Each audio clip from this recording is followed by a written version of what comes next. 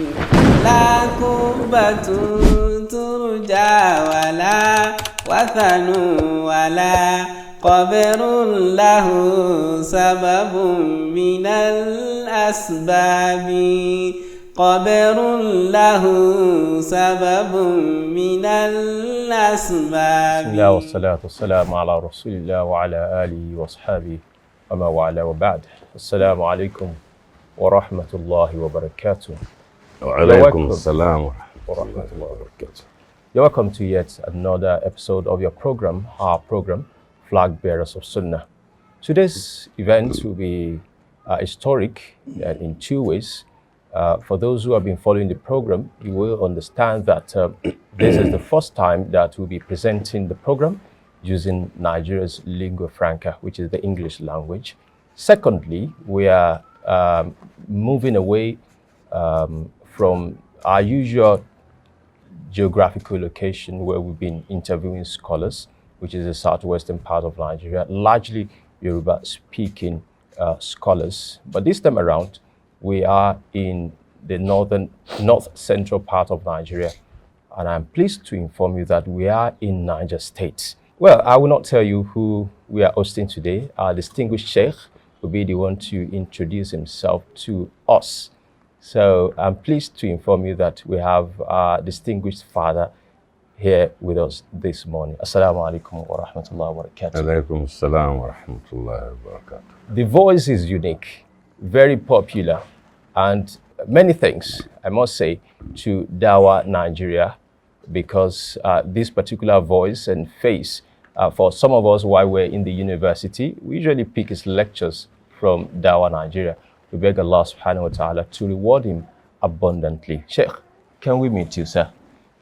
بسم الله الرحمن الرحيم الحمد لله نحمده ونستعينه ونستغفره ونعوذ بالله من شرور أنفسنا وسيئات أعمالنا من يهده الله فلا مضل له ومن يضلل فلا هادي له وأشهد أن لا إله إلا الله وحده لا شريك له وأشهد أن محمدا عبده ورسوله أما بعد. Assalamu alaikum wa rahmatullahi wa barakatuh. Wa alaikum assalam wa rahmatullahi wa barakatuh. I guess by meeting me, you mean you want me to introduce myself? Inshallah. Okay, so my name is Umar, and my middle name is Abdullah. That's my father's name. And Dada is the one that people know most. Dada is his surname. Dada is like a compound name. There are many compounds. There are many people that bear Dada. Some of them who are not directly related to us, but so it's become a general name. But then it's our name too. So I'm Umar Abdullah Dada. And you always hear Umar Dada Paiko, because on the north we answer the names of our villages or our towns or whatever. And so Paiko is the one I've adopted, and so Paiko is the one I bear. Interestingly, you are in Paiko now. Allah. Even though we don't call it Paiko, it's more known as Paiko, but we call it Paigo. Paiko. Paigo. So, my name is Umar Abdullah Dada Paiko. I was born in Mina. Mina is the capital of Niger State. That's where you passed before you came here. Yes. The Hijri calendar will be around 1383. 1383. I don't know what the equivalent will be in English. So, in Mina, Niger State, the war came, I think, and met me in Port Harcourt. The Civil War? Yes, the Nigerian Civil War. I think I was in Port Harcourt. I started school in Elelenwa Primary School. Of course, the Civil War disturbed a lot of things. Even though it wasn't as much in Port Harcourt as it was in other parts. But then I started in Elelenwa Primary School in Port Harcourt. Do you know Port Harcourt? Yes. You know Elelenwa? No. So, and then later I went to Army Children's School. So when it was discovered that the person I was staying with was an army officer, so he was moving around. I would stay 1-2 years in one school. He would be moved to another place. I'll move again. We moved to Uyo. It was a small village under Cross Rivers then. There, I didn't go to school at all there. So that discouraged them, and they said this boy should come back to the north. So I came back to the north and then started school afresh and schooled here after wasting some years.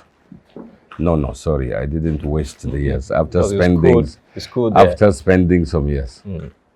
So I started all over.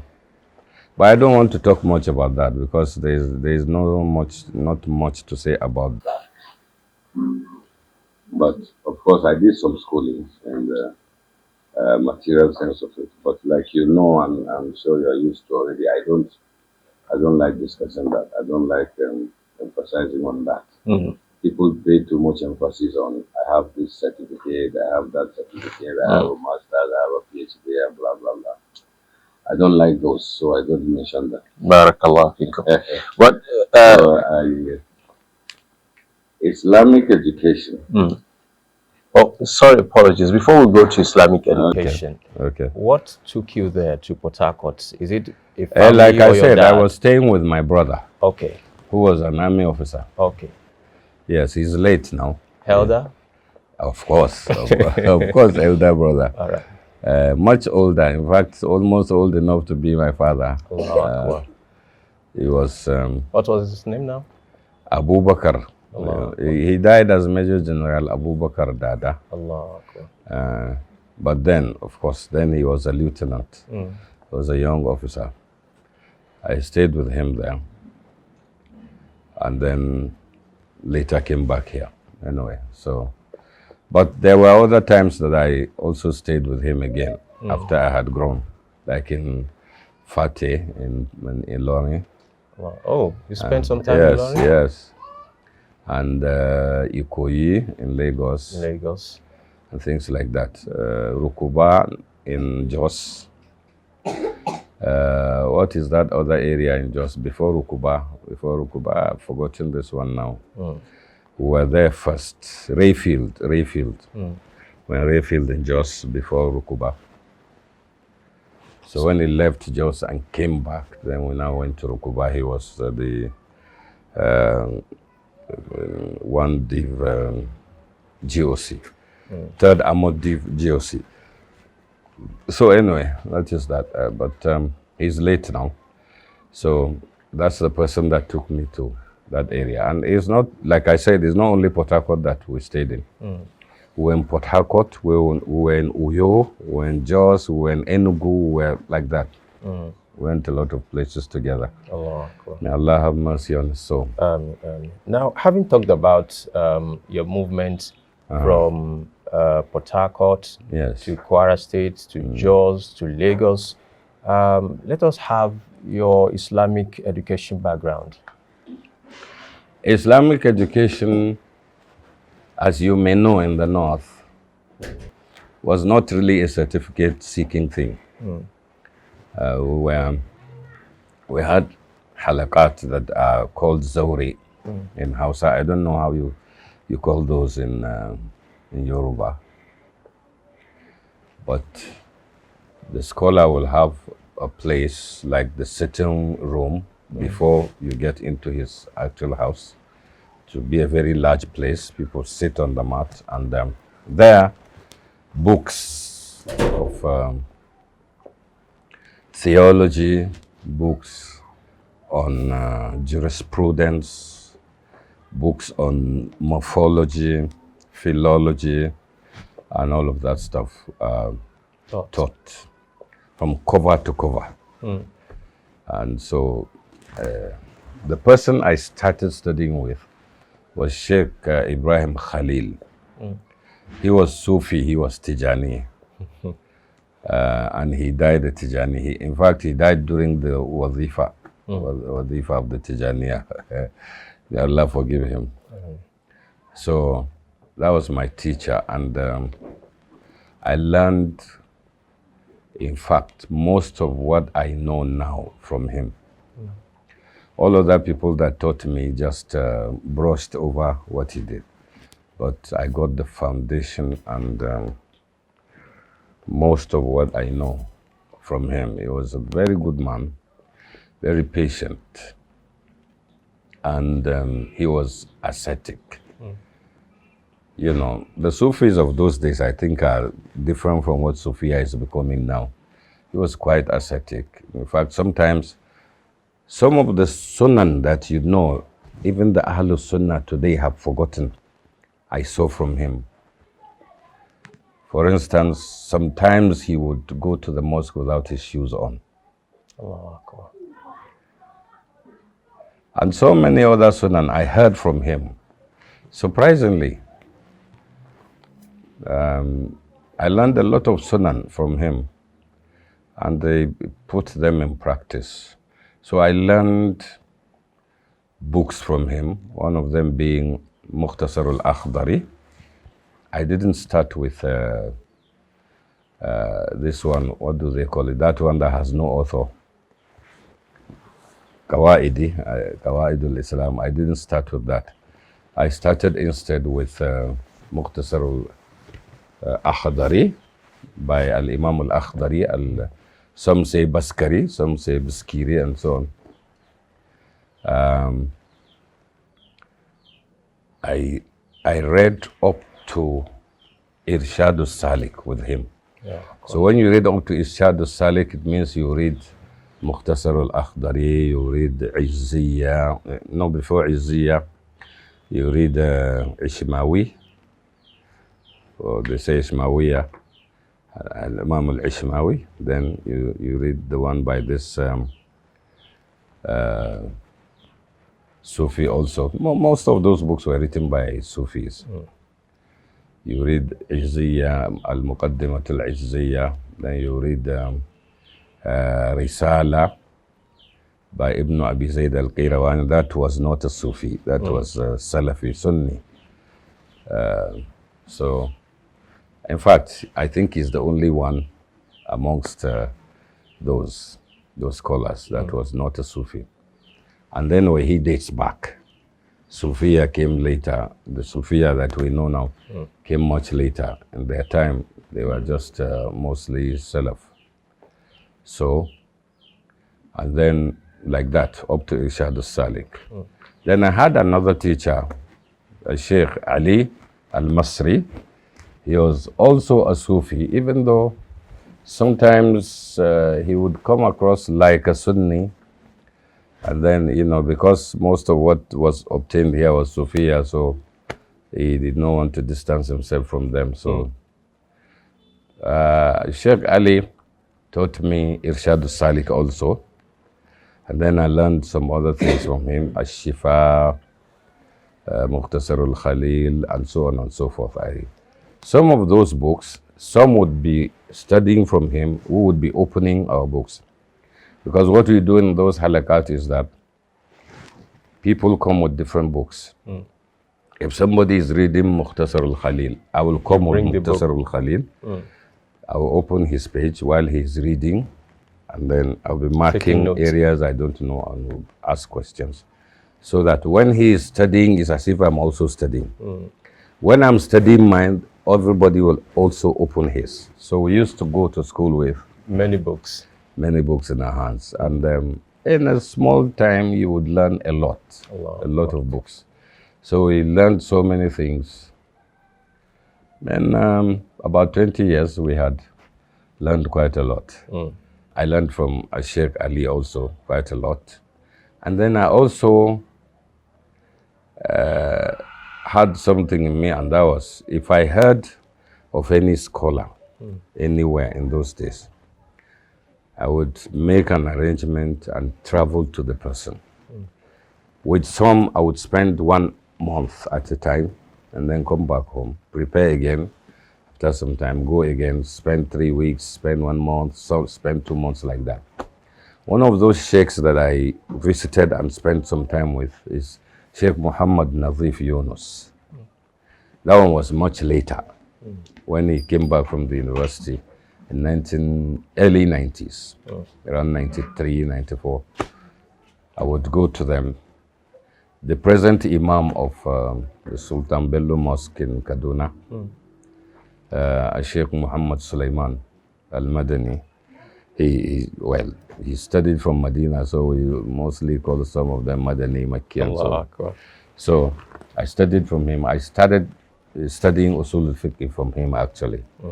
And I studied also Ilm al-Hadith, Mustalah, and so on. In Jos, I studied Qira'at from Sheikh Muhammad Nazif because he's a Qari. He read the Quran. Sheikh Ali Al-Masri also taught me.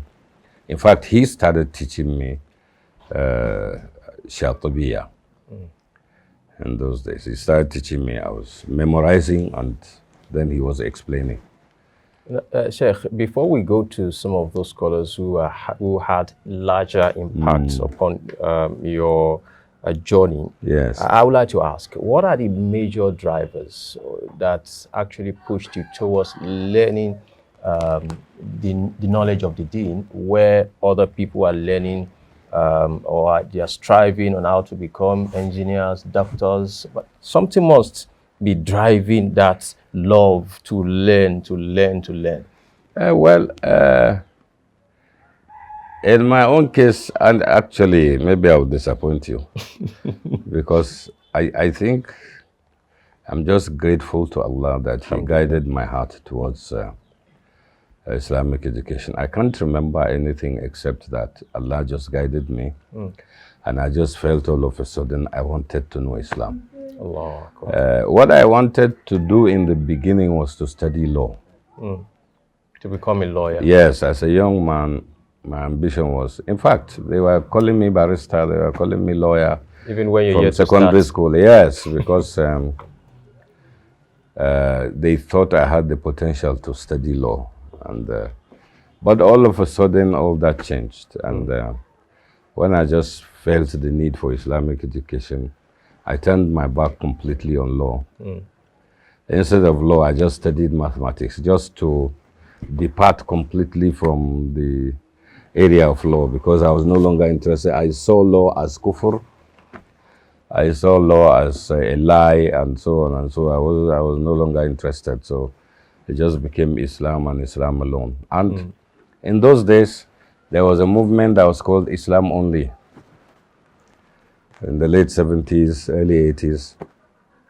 So that was influencing the minds of people also. If you had inclination towards Islam, then that Islam only thing was driving you. You just wanted Islam and nothing else. The Muslim system, the Sharia, and so on.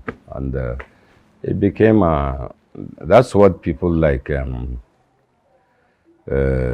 Zakzaki capitalized on in those days. And because of people's interest in that, he attracted them with that, but later turned some of them into Rafidiyya. He's actually one of those that I visited. Then, seeing him as a Sunni scholar, I visited him and stayed some time with him. We went a lot of places. In Kaduna? For Da'wah, in Zaria. Okay, Zaria. Yes. Because like I told you, if I heard of any scholar, I saw somebody as striving, I would go to the person, spend some time, study with the person, engage in some things with the person. Where can benefit. So when I saw how Zakzaki was performing, I thought he was a Sunni scholar, and I went to him. But then, Alhamdulillah, I went to him only once, and I never went back, because I saw some things that did not appeal to me. I started asking about Aqidah, and he said, no, Aqidah will come later when we have formed the government. I said, no, this is a munafiq. So, Alhamdulillah, from that early, more than 40 years ago, Allah distracted my attention from him, and I moved away from that. But like I started saying, I visited a lot of scholars. And of course, it's what I advise everybody to do. When you don't stick to one person, it's dangerous.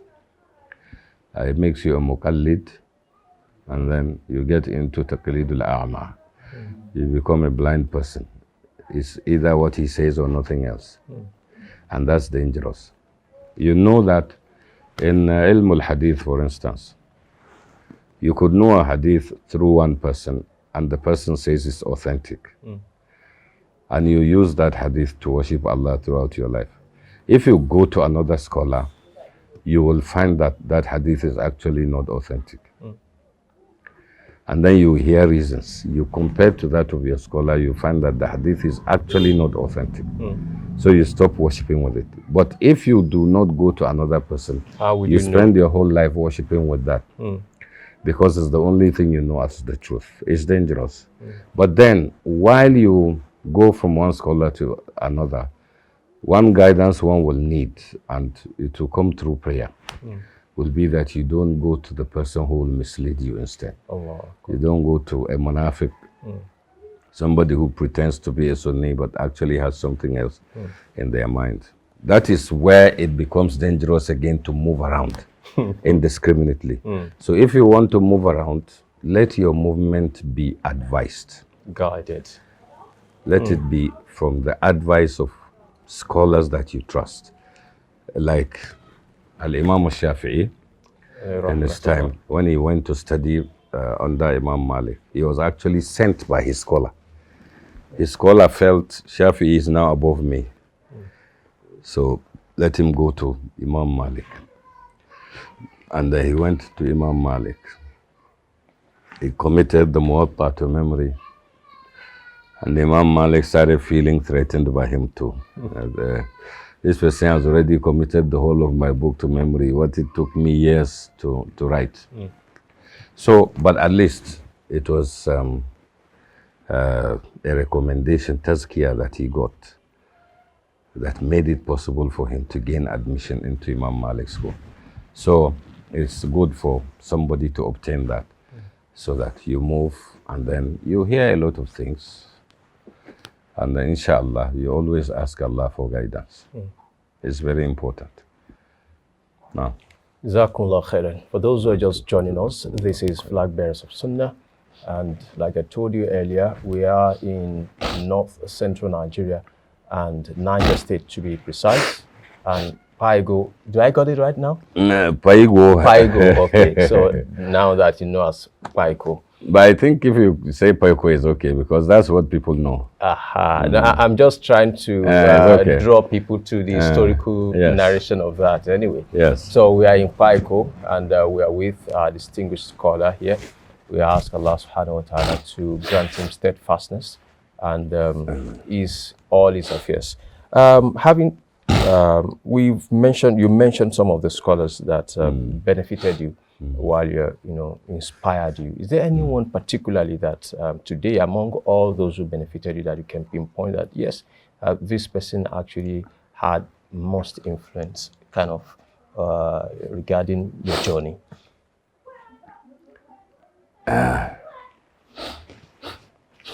It's a little difficult for me to do that, because there are so many that have meant a lot to me. Some of them do not even know me, like Shaykh Muhammad al-Muqtar al-Shankiti. He doesn't know me, but I know him. I had the privilege of visiting Saudi so many times. And each time I would go close to these scholars and listen to their halakat, and sometimes it would be for a month before we return. And that is a lot. If you can sit for a month with people like that, that's quite a lot. And I had that opportunity many times. Shankiti, Al-Ruhaili, the old man of Sunnah, I keep forgetting his name. Al-Abbad. Those ones do not know me, but I know them because they influenced me a lot. You know, honestly, the Sunnah we learned from people like that because they know it more than the scholars that we had here.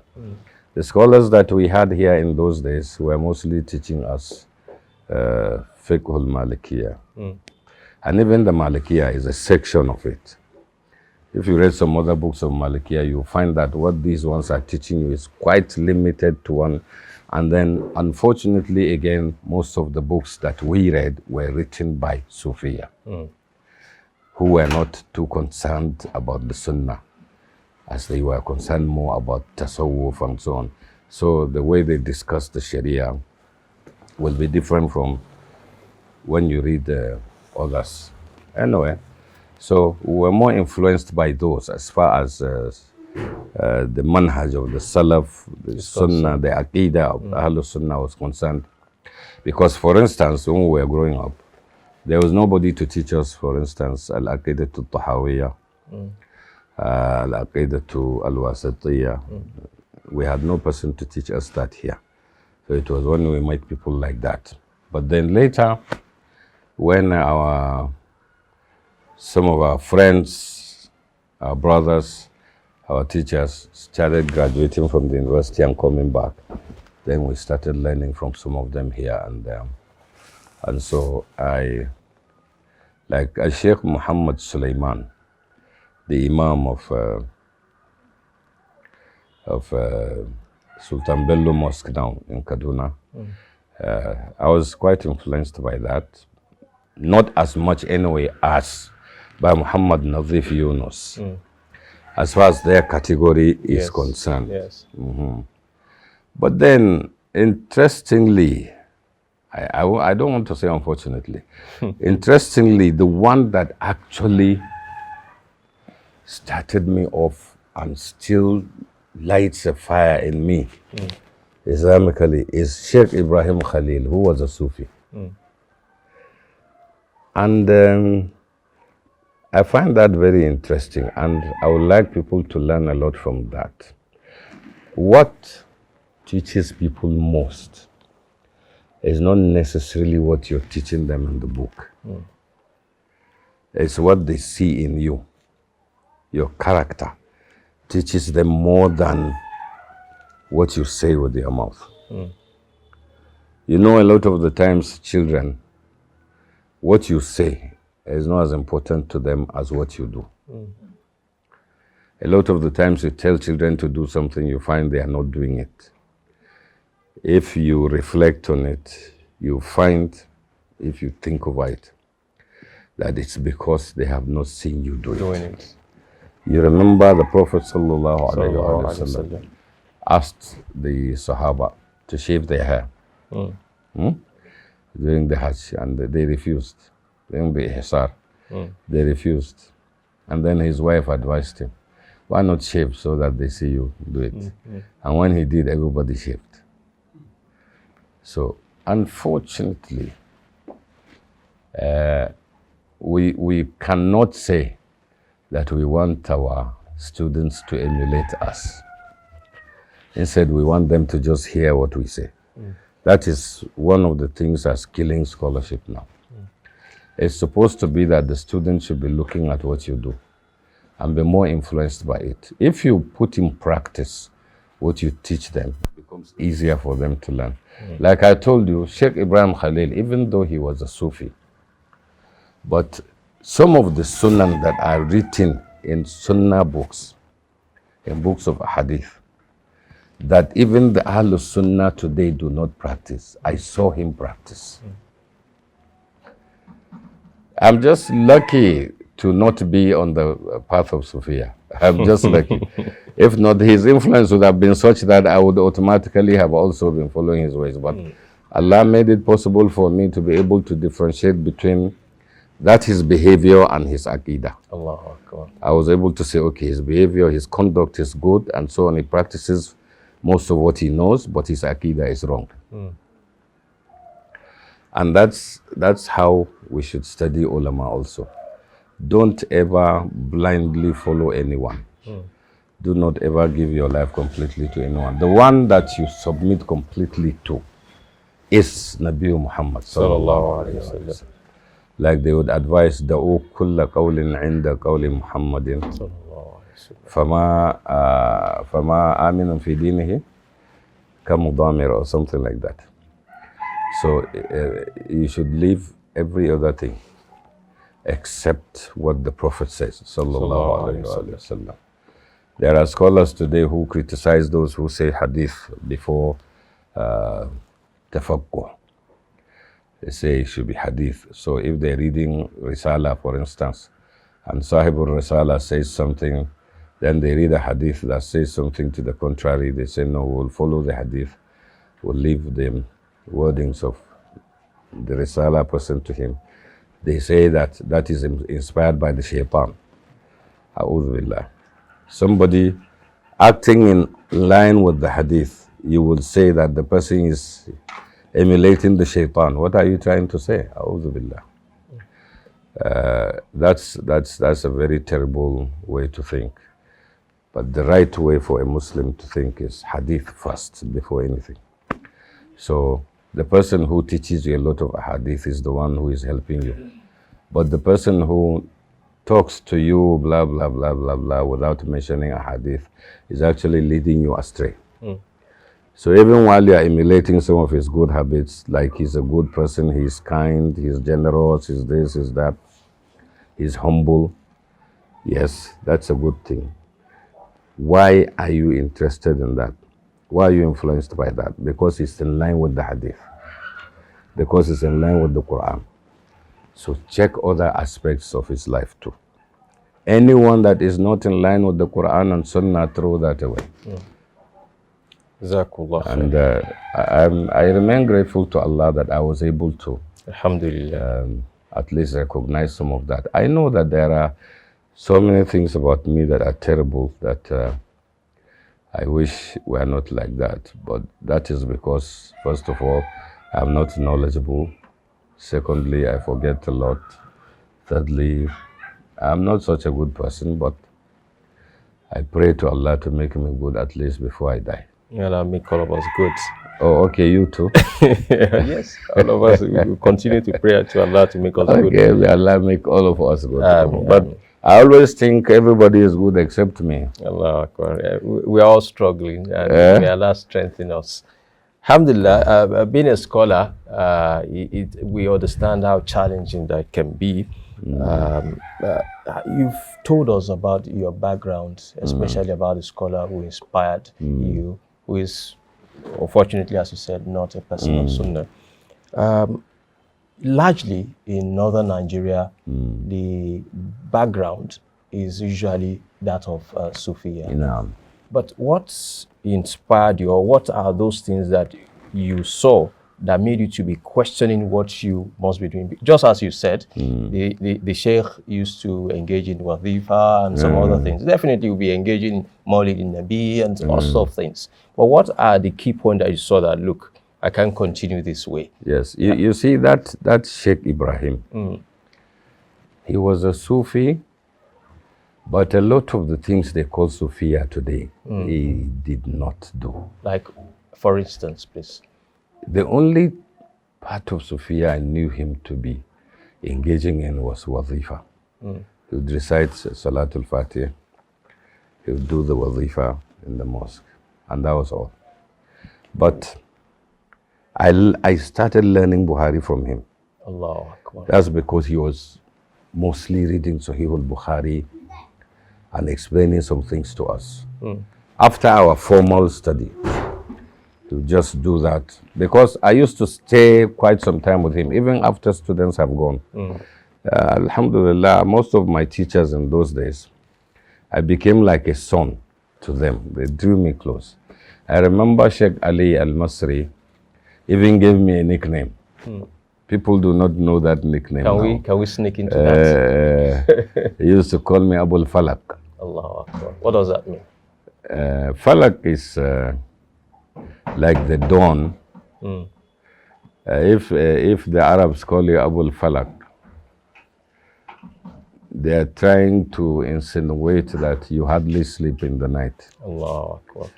and that you use the last third of the night very well and Barakallah. things like that, that you are very studious, you're strict about. He mostly used to complain about my strictness, that I was too strict. I was, he thought I was going to be extremist. That's because, of course, they are Sufiya, so they don't, but they made the good mistake of teaching me the Sunnah, and I just became Good more mistake. more in the yes. I love the word. I became more interested in the Sunnah that they were teaching me than in some of the things they were doing. That's where the criterion will come. So the Sunnah, what I was seeing in the Sunnah, I wanted it practiced. Because Alhamdulillah, Allah guided me to Islam, and my interest was in the Prophet ﷺ. I wanted to live like him. I wanted to be like a carbon copy somehow. And I felt the way to do it would be to put the hadith in practice. I started shunning all of those things. Even before this da'wah of Sunnah in the north actually brought those things out, I was already on them. Allah Akbar. And interestingly, it was through that Shaykh that I got all of those. That you wear your trousers above your ankle, you do not do isbal, he never did isbal, and things like that. Beard keeping as well. Yes, and so many things. Practicing the Sunnah, the adhkar after salawat, even though the Tijaniya have their own that they do, but he taught me those adhkar even before these things now became common amongst people. And I just found myself interested in that. So without knowing, he actually inspired me to be a Sunni. And to go against his own ways. He actually inspired that in me without knowing. And the good mistake that he made was that he taught me the Sunnah. So it's very important that even while we teach people these books of jurisprudence, we should teach them the Sunnah. The practice. So that they know whatever ruling you see in the books, this is where the ruling was gotten. It's very important for people to know that. It's very important. Jazakumullah khair. Just as our distinguished scholar mentioned, they made a good mistake, which actually paved the way for him to become a Sunni today. Just as we have seen with many scholars, there is no how you are going to come from such a background that is Sophia, you know, without you facing challenges, no matter how small it may be. What are the challenges encountered? Because not small. If you decide to say, look, I'm not doing wazifa with you, I'm not doing this, I know definitely you are going to not small. Stop saying small. At the time, I had to leave my house. SubhanAllah. I stayed with Sheikh Masood Ibrahim. I don't know if you know him. You should. He's in Ofa. He has gone back to Ofa long ago. Sheikh Masood Ibrahim was our Imam of the Ahlus Sunnah here. When in those days, if we had no mosque at all, we had no mosque for the Ahlus Sunnah in the whole of Mina. So we were praying in front of a shop at the market then, the old Mina market. And at the time I had to go back to him. When I remember, even close here in 1985, when I was told that somebody wanted my attention in Chanchaga, where you stayed before coming here. From Mina to Chanchaga is quite some distance, maybe about 10 kilometers or so. Somebody wanted my attention there. It was my people that came to tell me that that person was looking for me, wanted to see me. He was in Chanchaga. He lived in Lagos. He was a big man. He's still alive. But of course, old age has caught up with him. So they said he wanted to see me. So it was Sheikh Masood Ibrahim I went to say, okay, I don't know what the problem will be now. And I don't know where they're taking me. But at least you are my family now, so you I will tell that I'm going. If I don't come back, at least I've told you where where. to find me. So if you find somebody like me resorting only to a Yoruba man to save me in my town where I was born, Allah. and that he was the only person that I could trust now to say, okay, I was going somewhere. If you don't see me, you look for me. He now became my family. It tells you a lot. So at least that will summarize it for you. So it wasn't easy towing the line of the Sunnah. It wasn't easy at all. For instance, we're used to bowing to greet people. Of a sudden, you have to stop. In those days. And then we stopped. I remember the drama between me and my father on that issue alone. It wasn't a small thing. It was very terrible. And you know, we're youthful then, so if we wanted to do anything, we'd just insist on it and would not look back. And then, of course, our elders were not enlightened enough to be able to understand that. They got angry and a lot of things happened. So, and then another strange thing was performing zuhur between 12:30 and 1. What we were used to was performing zuhur between 2 and 2:30. So now we're performing between 12:30 and 1. Some days it will be 12:25. Some days it will be 12:30, 12:35, like that. Latest 1.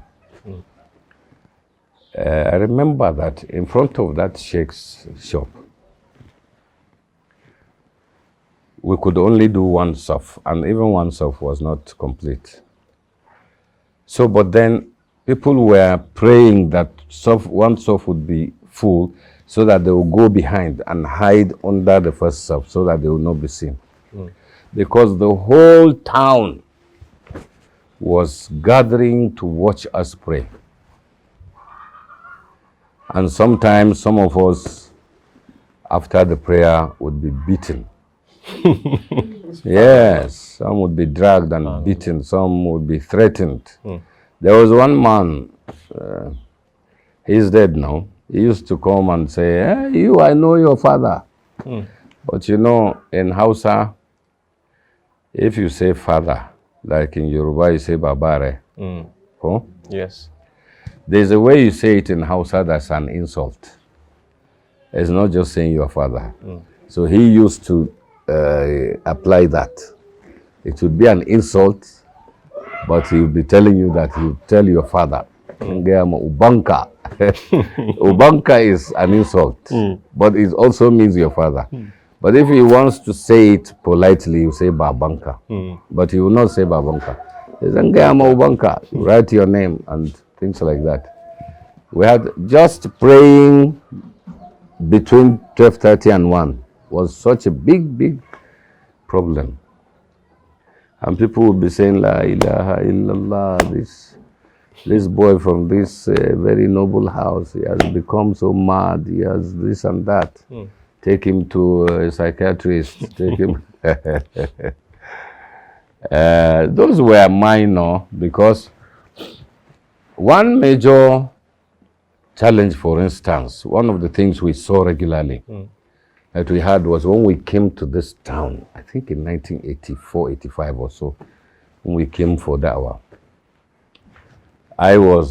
They used me as what they called Al-Ramma in those days. I participated in the Quranic recitation competition in those days. And I was first in Mina in my category. So, so the Izala then, it was the only Sunni group in the north. So they would use me as a hafiz. Somebody will be preaching, he want an ayah, you recite for him. We came here for Da'wah. We connected the loudspeakers and so on at the football field of the main primary school there. and they came and cut off the wires, destroyed some of the things, and I left in a car and we were pebbled in that car until we disappeared. So such experiences, we had so many of them, so many of such, but we endured. Alhamdulillah. And of course, when people behave to you like that, what happened to the Sahaba will happen to you, some of it. And that will be that if you're selling something, people would avoid you, would not like to buy from you and things like that. So something like an embargo, trade embargo. Some of us suffered those, but those were short-lived because alhamdulillah, we came over them. But there were challenges. I don't think people face such challenges now. Things are changing gradually. Some of those things have become normal now. There are Sufis who pray by 1 o'clock now, 12:30, 12:40. They say they are Zuhur Salah now. I remember This is now available in many phone apps. It calls to prayer when it is now 12:30. Yes, I remember we went for Hajj. I had my first Hajj in 1985. That same period. That man that called me, interestingly, he gave me a seat to Hajj. Allah Akbar. When I was thinking I may be Maybe abducted. Yes. He said he heard a lot about me, and people who were telling him about me were not actually complimenting whatever I was doing. They were complaining. And they wanted him to advise me against my inclination to religion. They would have wanted me to study that law or do things like that because they thought I had prospects and blah, blah, blah. So, but he supported instead my Islamic activities, which actually did not even stop my study at the end. But then, alhamdulillah, I performed Hajj at that time, and some of the exposures that we got and we were more encouraged to practice the Sunnah actually came from that visit, because the people of Saudi quite encouraged me when they saw me and they saw my inclinations, they saw the books that I was holding, and they would rub my hair and say Barakallahu Feek and like that and like that. So those challenges, yes, they are there, but if you have ikhlas, ikhlas is a very important thing. If you have it, inshallah, it will help you. Instead of something to be bad for you, it will turn out good. Allah will make it good. وَمَنْ يَتَّقِ اللَّهَ يَجْعَلْ لَهُ مَخْرَجًا وَيَرْزُقُهُ مِنْ حَيْثُ لَا يَحْتَسِبُ. So that's what we saw. Thank you very much. As you were narrating all the challenges, I can think I was just trying to, imagine some of how, it would be to be getting stoned just because you're telling people the truth. Anyway, it is just for a lesson for those who are coming behind us to let them know that it is not going to be rosy. No, it's not. Now, in the northern part of Nigeria here, you will find scholars holding their halakats using largely Hausa language, some in Nupe language, and others alike. What actually pushed you or inspired you to be using English language? Because personally, I got to know about your lectures while I was in the university, and we're always waiting for your Ramadan tafsir classes to drop. Once we are on Dawah Nigeria, automatically we download some of the lectures and listen. So what made you to, tilt a bit away from the conventional choice of language? Yes, actually, of course, like you said, almost everybody uses Hausa language. So if you come up with Hausa language, you're just doing what others are doing. So when I came up like that, and some brothers, especially there's one brother, Zakaria Saleh. He's a Yoruba brother. And he said, why don't you go to the university? They will need you. And you speak good English. And why not go and do da'wah to them in English? He first took me to the university. before I became part and parcel of the university. And after my first lecture, there was no holding back. The students just wanted me and me alone. Of course, because that time there were no people. So once they had found somebody like that, they didn't want to let go. And so he encouraged me and showed me the importance of using English, because there were very many people that would need the da'wah but did not have it because they couldn't speak or they couldn't understand the Hausa language which people were using at that time. And so I saw reason and I accepted. Before then, I had actually started, I think I can remember my da'wah from 1983. I don't know if it's earlier than that, but I can remember that of 1983 upwards, that started doing da'wah in what is called MSS and in secondary schools and all that. Little, it's not as if one knows much, but then the little you know, you want to pass information to others, you want to teach people how to pray and things like that. The little you know about prayer. So, started with that, and of course in MSS you have to use English. But when it came to the outside world, it's Sheikh Zakaria that actually encouraged me to use the English language outside. Because everybody is speaking Hausa, but then there are so many people that want to hear something in English because they can't understand Hausa. And interestingly, when I started, I found that there were more people than we thought that actually needed da'wah in English. And so, in fact, at the time, my da'wah was completely in English. While others were doing in Hausa, I was concentrating on English language. Then, when I came back home, because like I told you, I traveled here and there.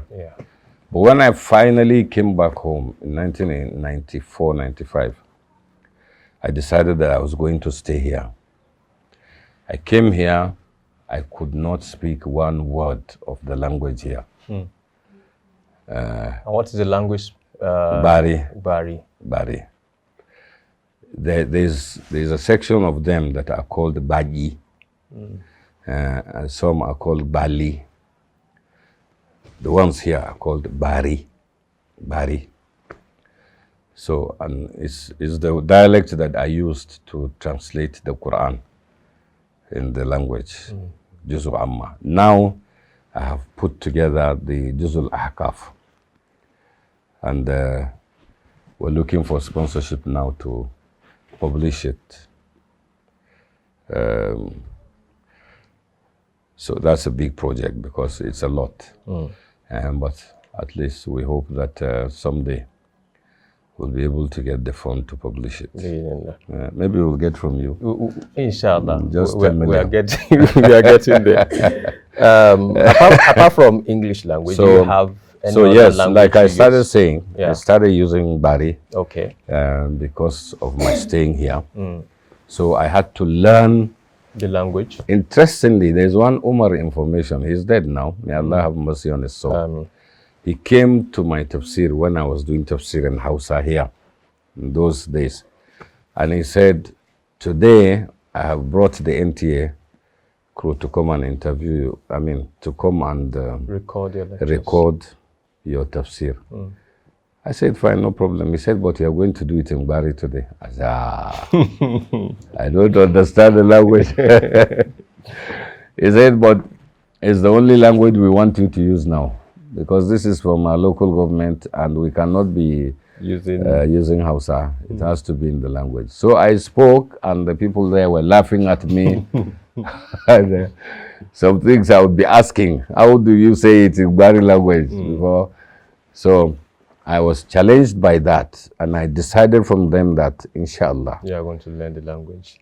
I will learn the language. And then all those that we would sit and discuss with in those days, there was a time that I was not speaking any language again except Bari, because I wanted to be able to the language. And now I know the language a little.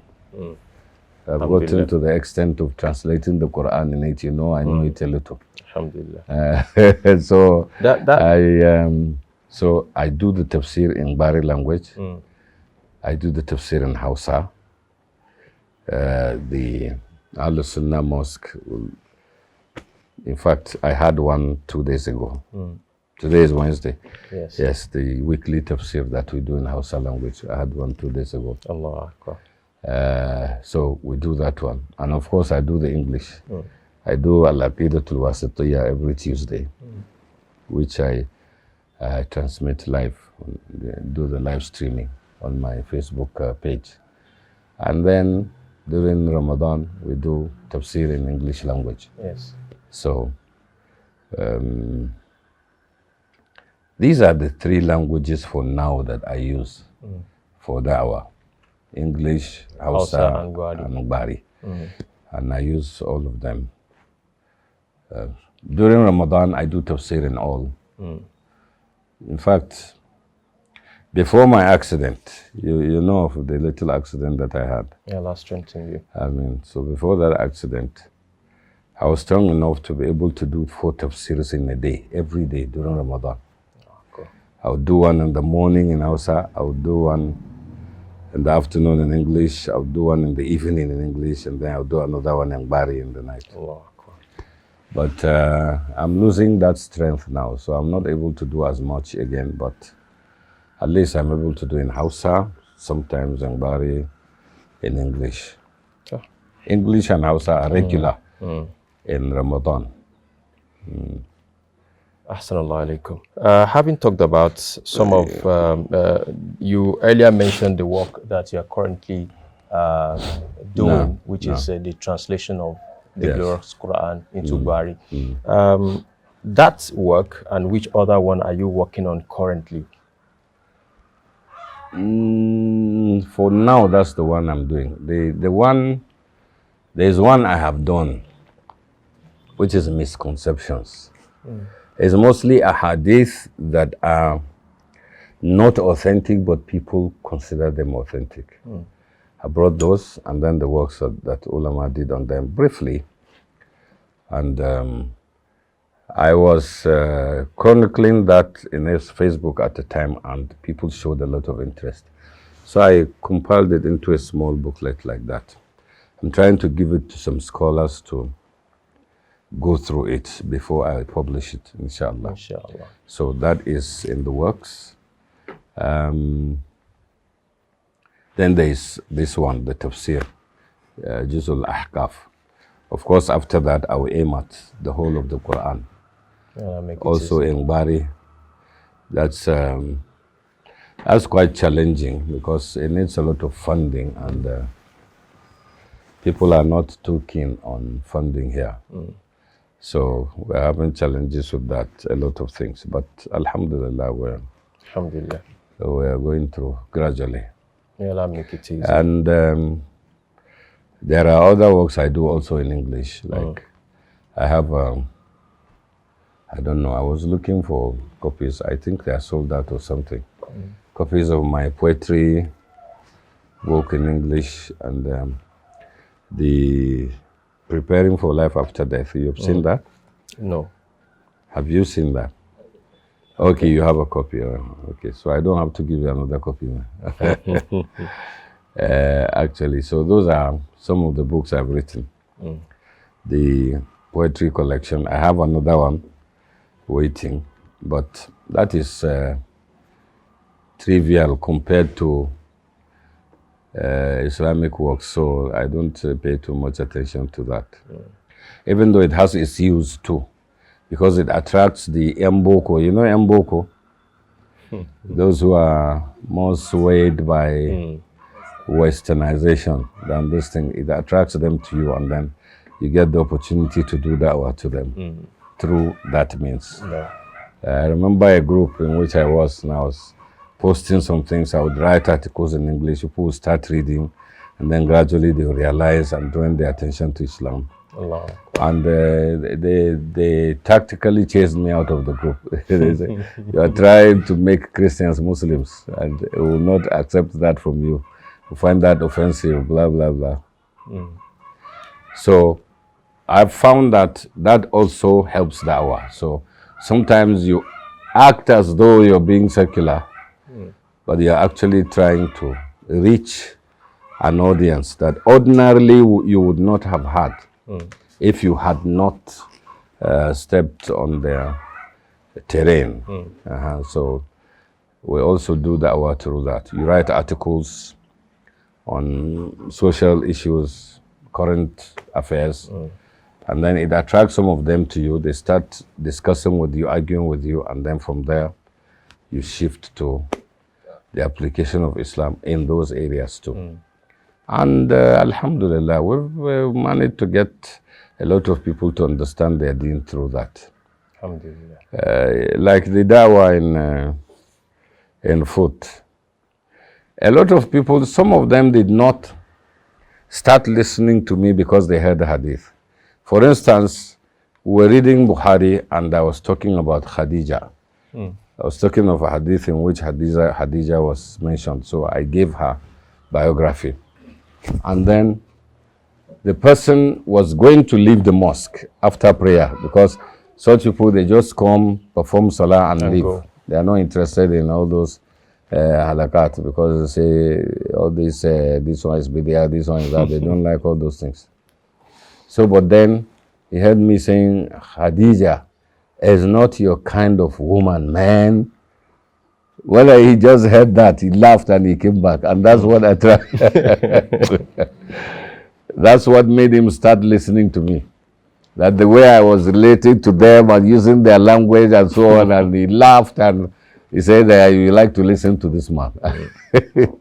And that's how I became a Sunni, kept his beards, and after some time, without even realizing when he became so. No, of course. So there are so many of them like that. So, of course, it's important in da'wah that you also look at such areas.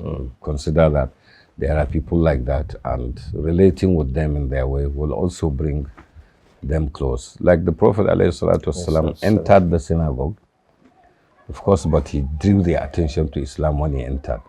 That's why ulama say, if you have to enter the church or something, it will be only because you want to draw their attention to Islam.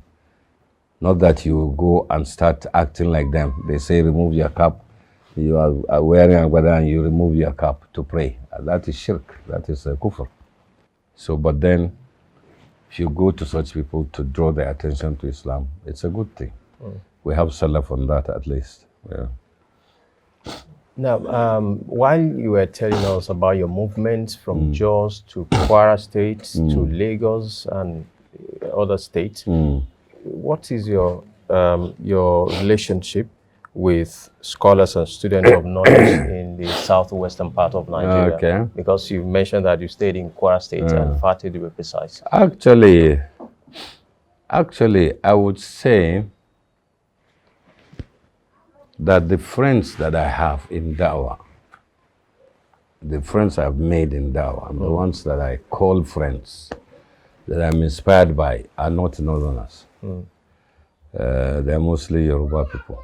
The best friend I had in this country was Abu Nasir. Allah Akbar. Before some things kept him away from me. I still try to reach out to him now, but of course I know he avoids me. But then, I'm still more attracted to Yoruba brothers because if they accept the Sunnah and they want to practice it, they are more serious than any other person. Their commitment is more convincing. You can see clearly that the person is fully committed to it and does not make compromises concerning it. And that's mostly what you notice about tribes that are thought to be mostly absent-minded. When you say you consider these people absent-minded, they are influenced by westernization and all that. If you get any of them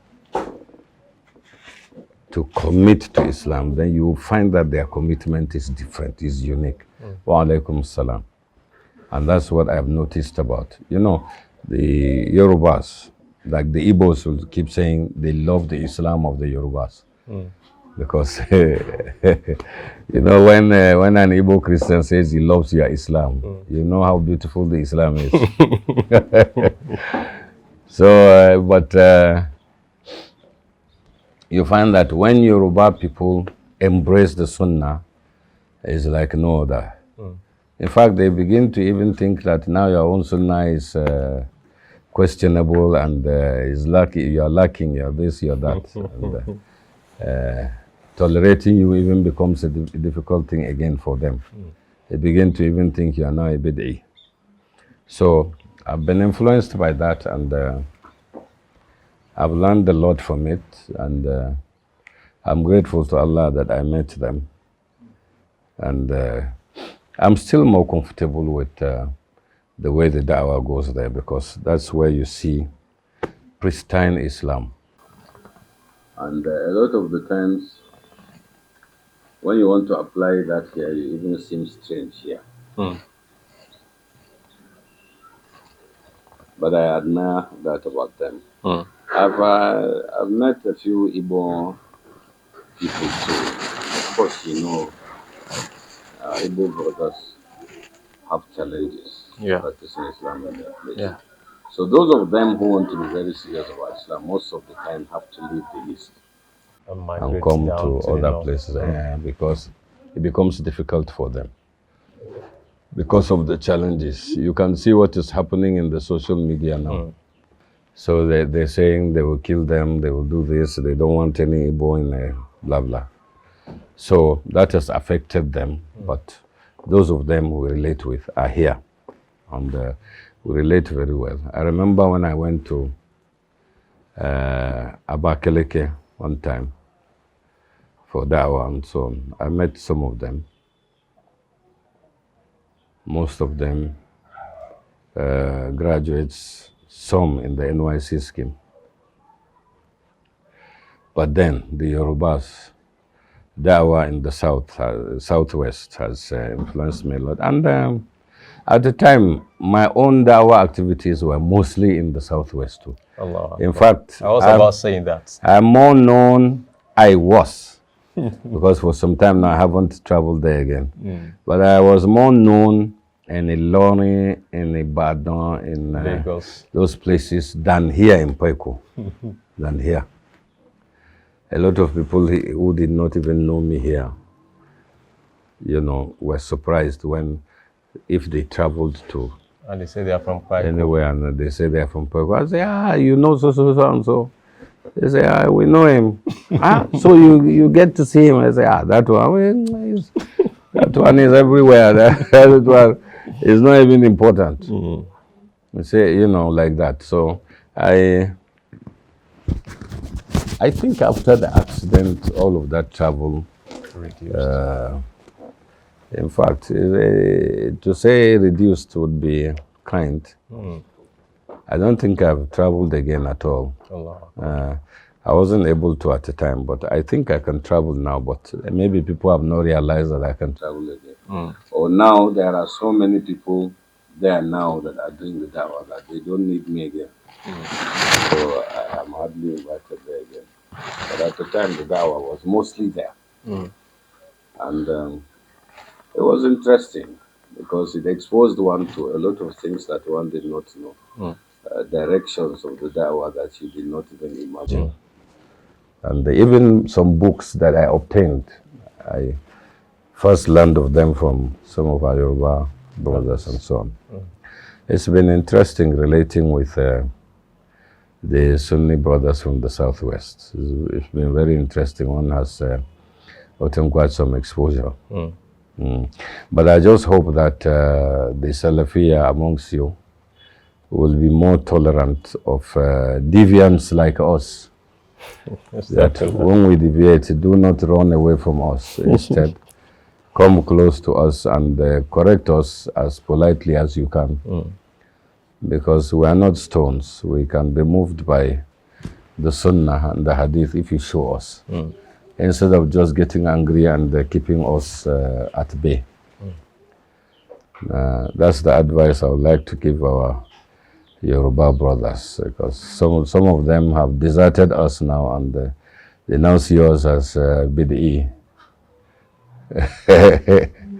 I hope I'm not a BDE to you. No, not at all. So, based on your experience and views, how do you advise people to approach trials, especially whether the trials of this world, because they are upon the Sunnah or not, generally? Because this time people face different challenges. Trials, Alhamdulillah. I'm grateful to Allah that I faced quite some trial myself. Quite some trial, quite fire accidents, automobile accidents. I can't even remember the number of times I've been engaged in accidents. I can't even remember now. In cars, on motorcycle, and I remember a year that I even traveled to Mecca holding a stick because I dislocated my foot on a bike and things like that. I've had so many of them. Thefts, and so many. So maybe I'm in a good position to talk to people about trials. But then, of course, there are other trials that I have not seen.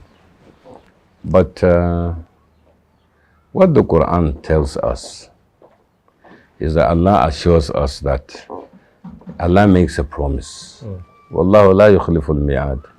He has promised that if you say you are a mu'min, if you say that you want to follow the Sunnah, if you say you want to be on the right path, then the Sunnah of Allah is that He must test you.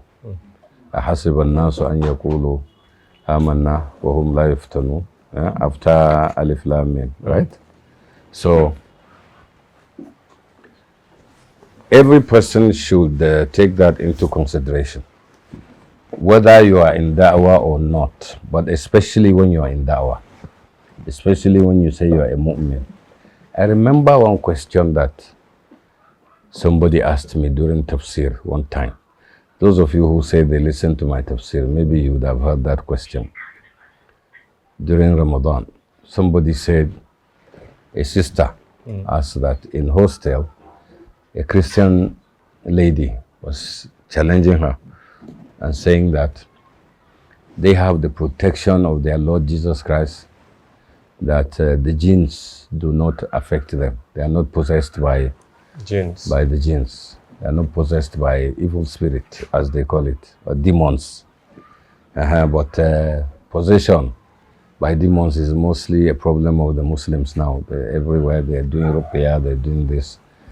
And so it proves that they are on the path of the truth. And I think that was disturbing the sister. So she asked me that question. I said, first of all, it's not true that the demons do not possess them. Because in their churches, we see their services, we see their pastors touching their foreheads and they are falling yakata and all that. What is it that they are doing? It's people possessed that they are freeing from. So it's not true. But then I said I answered it in the second way, which people seemed more interested in. People laughed, and that one seemed to have convinced people the more. And that is that let's assume that it's only Muslims that are tried. That's a proof that Islam is the right way. Said because once you are lost, the shaitan has finished with you. So he doesn't pay attention to you again. So he pays attention to the one who is on the right path. And so if we're possessed by demons every time, it means we're the ones on the right path. And people seemed more interested in this question, in this approach. And that actually talks to us, including myself, that if you're on the right path, one of the proofs will be that your trial will be high, will be much, will be heavy. You know, sometimes you'll be very poor, you hardly can feed. لنبلونكم بشيء من الخوف والجوع ونقص من الأموال والأنفس والثمرات. Unfortunately, Now we think that one of the proofs of Allah's blessings is that we're rich. Find ulama with 7 cars, exotic cars. Find them with flashy houses. Somebody came to visit me. This is a fantastic palace that I have now. This is a mansion compared to where I was before I came here. He came there and saw where I was and he started crying. So you live here? What is so bad about living here? That place was much better and more comfortable than where the Prophet lived. Sallallahu Alaihi Wasallam. So that's not supposed to be anything to cry about or to be sad about.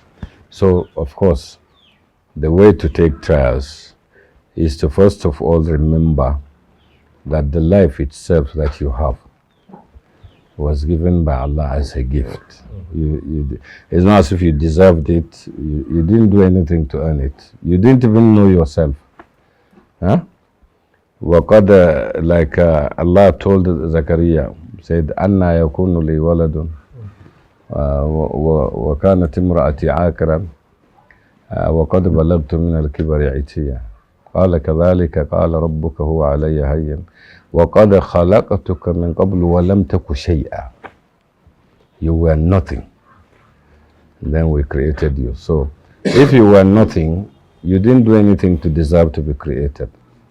So the fact that you were created alone is the reason why you keep saying Alhamdulillah.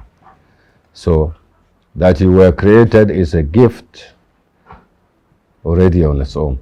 So if you don't get any other thing, the gift of the life that you have is enough to praise Allah. There was a Salaf that was reported to have lost his arms to a disease, lost his legs, lost everything except speech. Allah.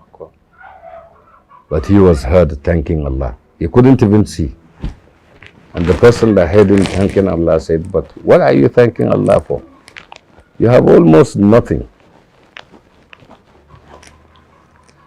So, but he told them a lot that he stood to thank Allah for. And he said, if he would be tried even more than this, he would be grateful to Allah subhanahu wa ta'ala, at least for Iman. So, we should take it like that and not be surprised by any trial that comes. If any trial comes, ما أصابك لم يكن ليخطئك. If anything happens to you, it was never meant to have missed you. So if you take it like that, if a trial comes, you were actually waiting for it. It was just the time that you were waiting for. And when the time came, it came to you. So you don't ask, why me? Why does it have to be me? Why this and that? That is not Iman. That is so. Trials, we should just take them as part of life. That as a human being, what your life means is trials every day. And every day comes with its own. And so at the time the thing happens, whatever it is, the one that is as-sabir, وَبَشِّرِ الصَّابِرِينَ, the one that is as-sabir, the one that remains a Muslim, a mu'min, even at the time of trial, it's the one that immediately says, Inna lillahi wa inna ilayhi raji'un, and submits everything to Allah, leaves it to Allah, and thanks Allah, and returns his affairs to Allah, without making any blasphemous statements. Now, we're gradually moving towards the end of the program. No. We ask Allah subhanahu wa ta'ala to bless our distinguished scholar and grant him steadfastness. No, that's a mistake. Who are you referring to as a scholar? This one? Definitely not me. Scholar let me just leave it there. Or is it this one standing? No. Scholar is a bogus word to use for me. Okay. A distinguished student of knowledge. Student. Okay. Just student. It's okay, sir. or pupil. No, yeah, the beard is no longer black. Just as he said, as we came in. Some people are born like that. Don't be deceived by the gray. You have given us general advice whenever we're facing trials. Your quick words of advice to students of knowledge and scholars generally. Students of knowledge, scholars. The advice I will give actually starts with me, because I need the advice more than any other person. Is first of all, in everything you do, you see the bane of Islamic activities is riya, or sum'ah, the love of being praised and so on. It destroys everything you do. The first people to go to hellfire will be Muslims, du'at, people who called people to Islam. One of them was knowledgeable, used this knowledge to preach to people, and you'll be surprised. You see scholars, people who taught you the deen and all that, and did a lot of da'wah and got people to understand Islam. You find that they'll be the first to go to hellfire. And the problem will be that they did not do it for Allah's sake. They did it to be praised. That's a very terrible thing. Or people who helped, they built mosques, they used their money to transport people to da'wah and so many things that they did. Yet, they will have no reward. Instead, they will go to hellfire. They'll be the first to go because they did not do it for the sake of Allah. And people who use their strength to fight in jihad, to do this, to build the mosques, to use their strength and skills to move the da'wah forward. At the end of the day, they'll go to hellfire. No gratitude. No compensation, no reward from Allah, because they did not do it for Allah's sake. So, وَمَا أُمِرُوا إِلَّا لِيَعْبُدُوا اللَّهَ مُخْلِصِينَ لَهُ الدِّينَ حُنَفَاءَ وَيُقِيمُوا الصَّلَاةَ وَيُؤْتُوا الزَّكَاةَ وَذَلِكَ دِينُ الْقَيِّمَةِ. So, you perform salah, you give zakah, you do other things, but it has to be that you're doing it only for the sake of Allah, for Allah to be praised. And that's why we should always examine ourselves, ponder things over. How are we when we are alone, when nobody watches us? If we are better Muslims at the time that nobody is watching us, then we know that our deen is moving well, inshallah. But if we are only good Muslims when we are in public, then always question yourself and tell yourself the truth, that this is not Islam you're practicing. Or this Islam you're practicing is not the one that will fetch you Jannah. It's more important than any other thing we will consider. The second one will be that we have to seek knowledge. But of course, if you seek knowledge, لِتُمَارِيَ بِهِ السُّفَهَاء, or to argue with scholars, or to bamboozle the ones who are not knowledgeable like me. You obtain knowledge so that we say, you bring a hadith, fulan and fulan and fulan and fulan, the authority of this and that. You know a lot of hadith, and we are bamboozled by it. If that is why you're seeking the knowledge, you know it's useless. So you seek knowledge because you want to use it to worship Allah subhanahu wa ta'ala. Not because, don't even compete with somebody, you want to be better than this, you want to be this and that. Just, you want to use it to know Allah and to use it to practice Islam, to be saved by Allah. But you have to, because if you do not have knowledge, you won't even know what is ikhlas and what is riya. You won't know the difference. There are some times that you refuse to do some things because you don't want to be praised. But that will be blameworthy too. Because those things are compulsory, but you will not know. You will think it's riya. But it's not, in that case, it's not riyah. So knowledge is the only thing that will tell you the difference, will be the criteria. So, نضر الله امرأ سمع منا حديثا فوعاه وبلغه, you know, أو كما قال صلى الله عليه وآله وسلم. So if you hear a hadith, that's one, you memorize it. It's very important to memorize a lot of hadith, to know them. But first of all, to know that they are authentic before you commit them to memory. And then you pass them over to people who have not heard them. Just because you want people to know what you know also, and to be able to use it to worship Allah. So first of all, you have to know the deen very well. So we know the Sunnah, and when we want to know the deen, the Sunnah is the deen itself.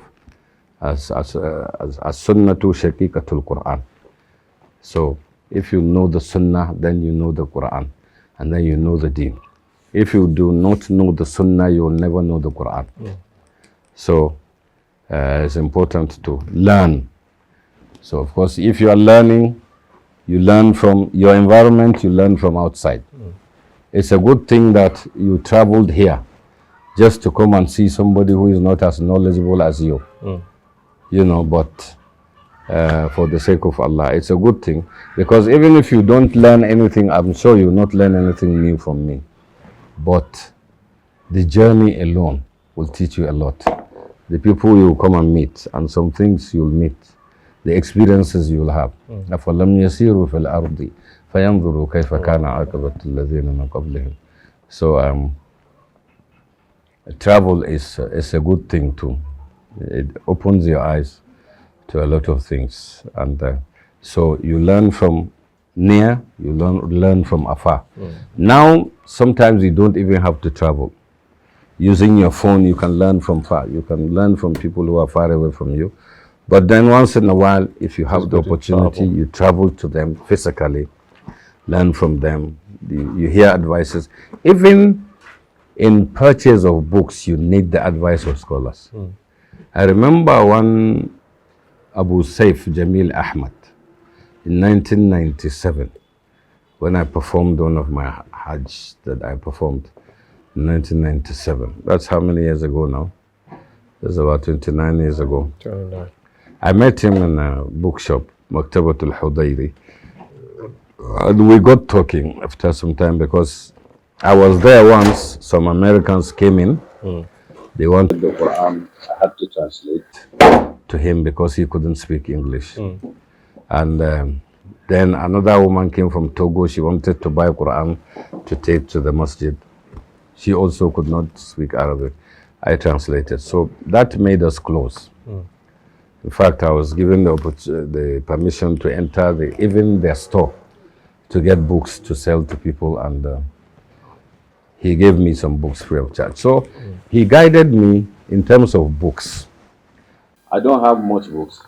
I have just a little books, as you have seen in my library, but they cover a lot. You don't need so many books. Some of these books that people have are repetitions.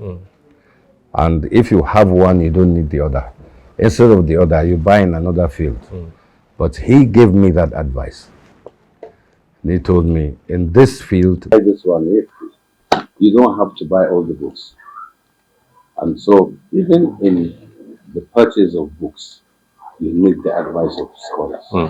So, in everything you're going to do, you need closeness to the scholars to get advice. But of course, it has to be scholars whose Sunnah, whose Aqidah is sound, is known to be sound, accepted to be sound, so that they give you sound advice. And so advise scholars and fellow pupils to do that. And then to take it easy. To take it easy. You see, there are scholars that are respected by Sunni scholars, but they were not completely Salafi. Ibn Hajar is not completely of our Aqidah. The one that wrote At-Tawdih, the Sharh of Al-Imam Al-Bukhari, this Ibn Al-Mulakkim, You can see clearly from some of his exegesis that he was actually an Ash'ari. But these are the ones that we quote as Salafi scholars. Al-Qurtubi even believed that there would be female prophet. That's not our Aqidah. So, scholars had their defects, one place or the other. Even, do you know that some things were said about Qatada ibn Di'ama? Something about his Aqidah. And the Aqidah even of the Hanafi school of thought. There's a little difference between us and them in the definition of Iman. To us, what is Iman? اعتقاد بالقلب قول باللسان وعمل بالأركان. But to them is only two. One is missing. Yet they are amongst the A'imma of Sunnah. So what am I trying to say? There are some little ghalat here and there that fellow Ahlul Sunnah may have. It shouldn't be what you will now use to say completely that you will distance yourself from them because of those little lapses that you have noticed. As long as they are not major. Even if they seem, one or two seems major, but since the person in his life, mostly what he is interested in is the Sunnah, but he has galat in some areas, you do not completely desert him. And you do not call him Al-Bid'ah because of one or two. Because do you have any person now in this world that does not have a deficiency, either a little in the Aqidah or in his conduct, in his character or so on?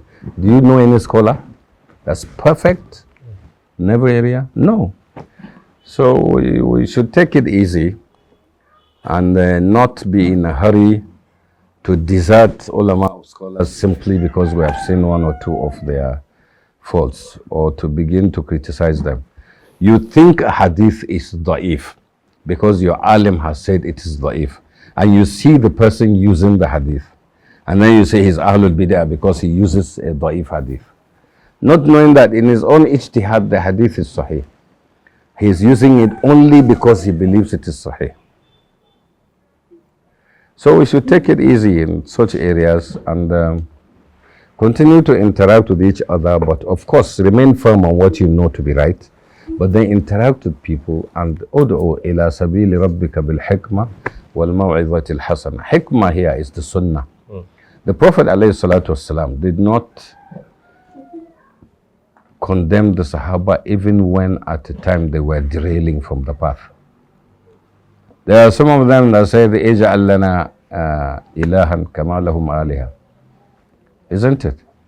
And what did he say? He said, Allahu Akbar.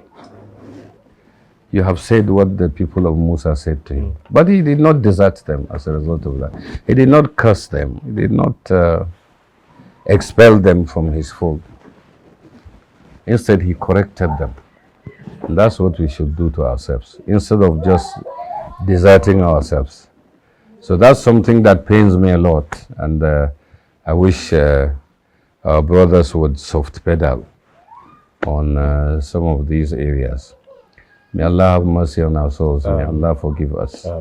Lastly, do you have any projects that you are currently running? Let's say madrasa, school, orphanage, or anything like that? Yes, I have something we started long ago, Istiqamah Charity.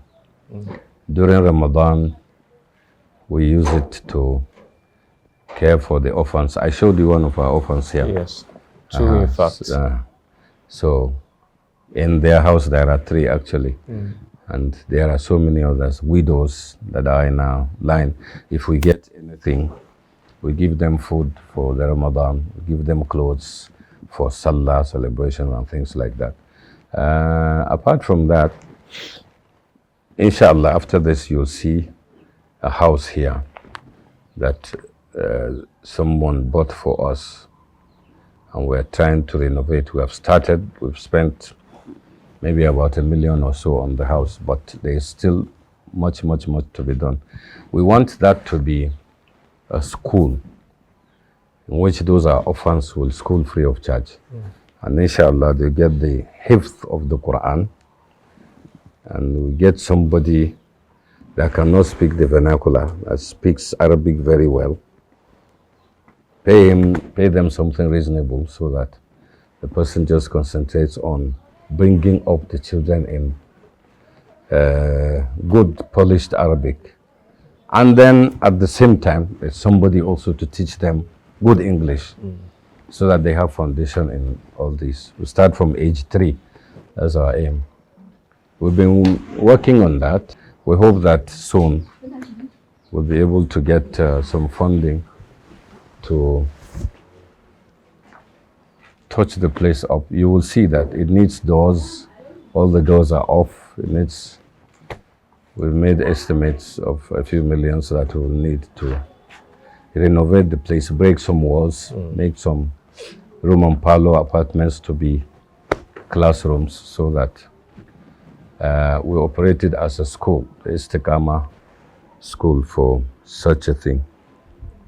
Those who are not orphans may bring, some parents may bring their children and pay, and then what they pay will use to take care of some of the needs of the orphans. But of course, we want to rely mostly on people who will make commitments to send the money that we'll be using to run the school.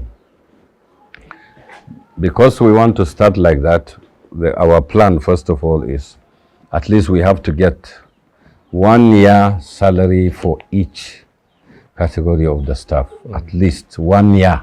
If we get nothing in that first year, there will be salary down for everybody.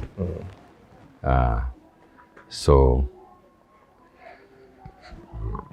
we are looking at paying our teaching staff 150 at least. That's very ambitious, Abi. Very. Huh? It's quite fair enough. But it's not big, actually, if you look at it. Yes, it is not. It's because teachers are poorly paid in Nigeria that people would think that is high. No, it is not. It's not big at all, but at least it's much higher than what other people are doing, so we want to start from there. So this is the big project in front of us. I don't see us needing less than 15 million to really start that on a good footing. Then there's the tarjama of the Quran in Bari language that we want published now. Need about 10 million naira for that too. So those are the two main projects that I can remember now, at least as far as Islamic Dawah is concerned. Thank you very much. You're welcome. We've come to the end of the program. We sincerely thank our distinguished scholar. I know that he will want to... Pew.